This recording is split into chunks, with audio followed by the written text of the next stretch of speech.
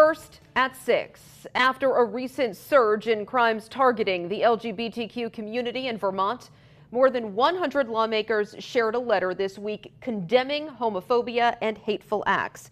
This included state lawmakers, the governor, and all 3 members of the federal congressional delegation. ABC 22's Matt Holderman spoke with people dealing with the aftermath of these recent attacks here, and Matt is now live in the newsroom with more. Yeah, Lauren, based on the FBI's most recent annual crime report from 2022, anti-LGBTQ hate crimes rose nearly 14% nationally that year, and advocates fear it's only risen more since then. Here in Vermont, that's the case too, with noteworthy attacks already happening this year in towns like White River Junction and Isle La Motte.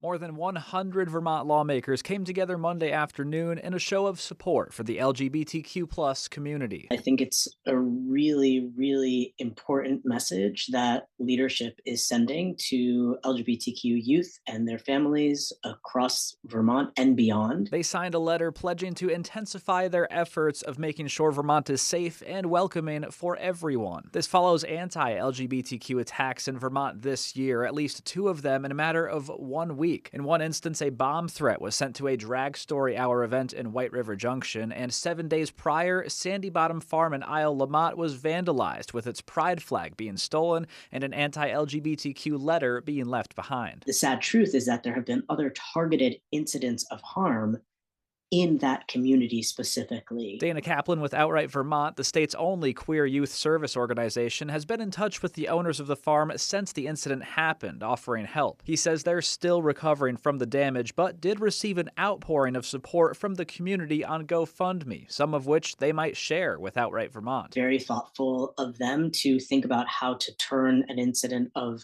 harm into an investment in a better future for LGBTQ youth. But Kaplan says many anti-LGBTQ attacks go unnoticed and don't have good outcomes. He says that makes the stance by Vermont's political leaders here even more significant. I think it's incredibly important for our leadership to take a stand and say, we're here, we see you.